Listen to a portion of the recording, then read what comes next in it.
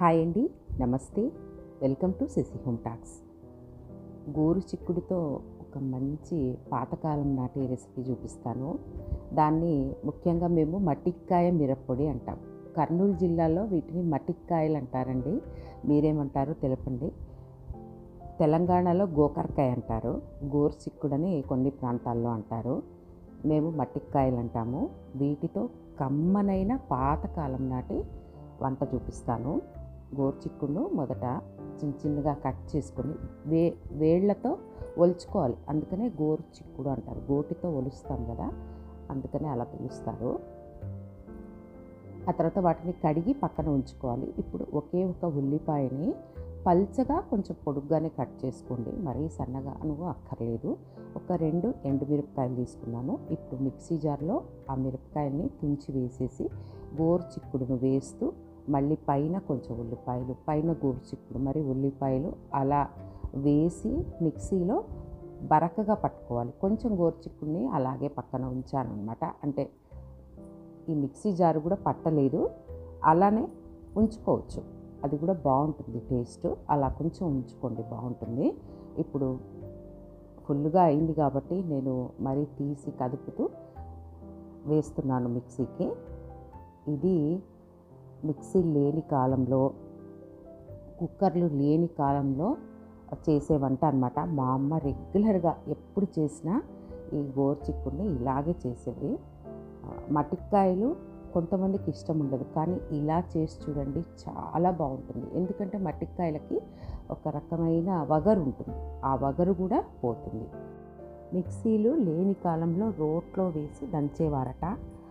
అది కూడా చాలా చాలా బాగుంటుంది. ట్రై చేసి చూడండి. ఇలా బరకగా పట్టుకోవాలి. సింపుల్ రెసిపీ అండి, చాలా త్వరగాను అయిపోతుంది. కుక్కర్ లేకుండా చేసుకోవచ్చు.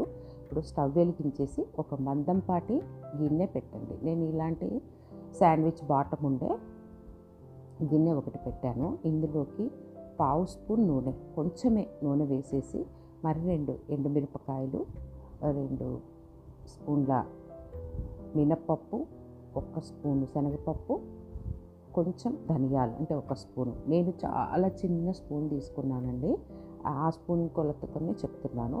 ఇలా చిన్న పొడి లాంటిది, అంటే మనము పొడి కోసము ప్రిపేర్ చేసుకోవాలి. ఇలా వేయించి పక్కన ఉంచుకోవాలి. కమ్మనైన వాసన వస్తుంది అనమాట, సూపర్గా ఉంటుంది ఇలా చేసుకుంటే. ఆ తర్వాత అదే కడాయిలోకి, అదే గిన్నెలోకి 2 స్పూన్స్ నూనె వేసాను. కొంచెం ఆవాలు, జీలకర్ర వేసేసి చిటపటలాడిన తర్వాత ఎండు కరివేపాకు వేసాను. మంచి కమ్మనైన వాసన వస్తుంది ఎండు కరివేపాకుకి.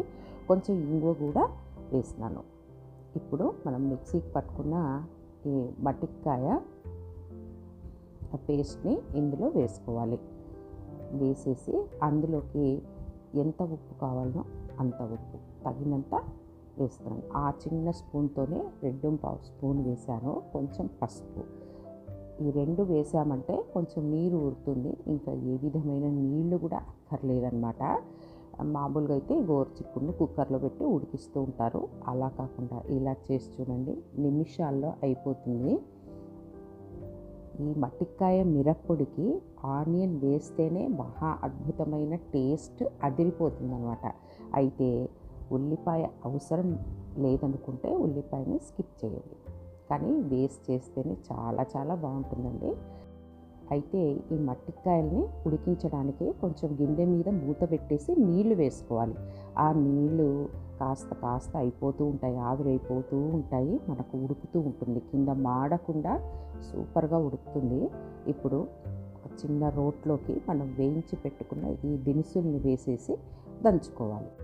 ఎప్పుడైనా సరే మిక్సీలో కంటే ఇలా రోట్లో దంచి కొట్టిన మసాలా చాలా చాలా టేస్టీగా ఉంటుంది కదండి.